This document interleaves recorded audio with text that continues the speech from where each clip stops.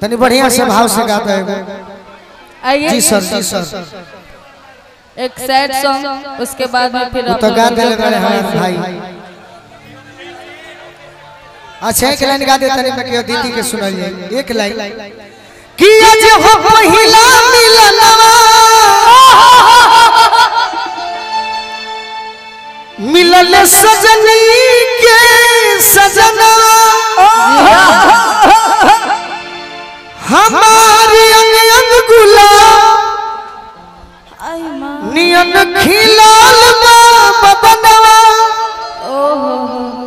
सुनी सुनी भगवान भगवान जन बिहान होके दी कि आज राजा जी के कोरवे में जवान होके दी। आज राजा जी के कोरवे में जवान होके दी। आज राजा जी के कोरवे में जवान होके दी। एहे राजा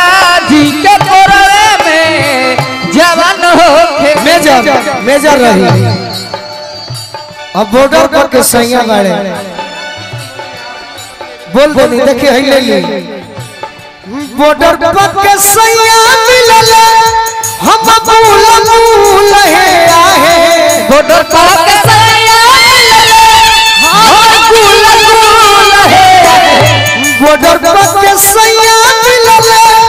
हम भूल है आहे मिलले मल तरी सैया मिलले मल तरी सैया दारू पी के फूल है मिलले मल तरी सैया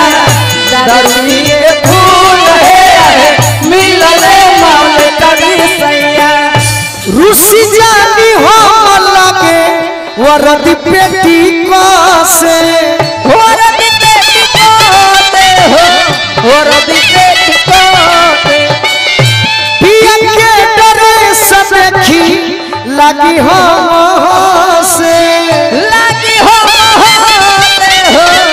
लगी हो होते भावर लेखा चूसे जवनिया के फूल है मिलले मल तरी सैया मिलले मल तरी सैया दारू पी के फूल है मिलले मल तरी सैया दारू पी के फूल है मिलले लाल लाल आँखी सखी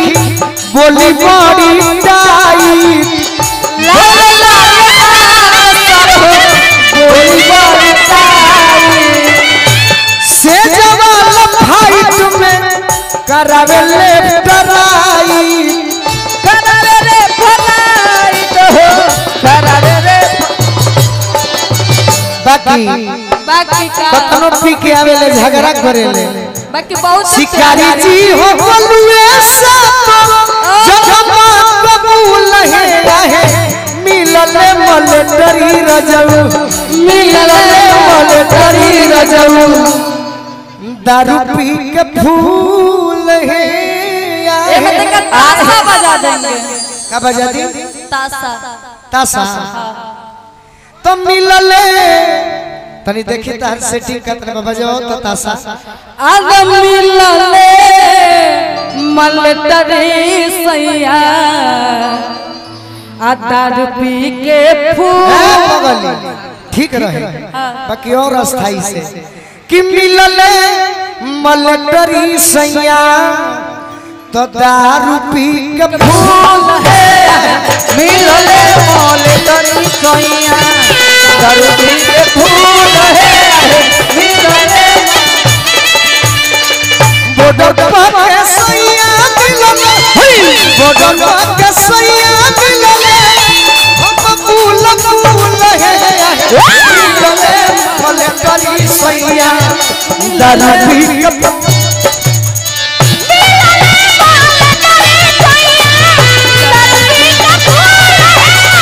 मिलले मल तरी सैया दारू पी भूतनी मिलले मल तरी सैया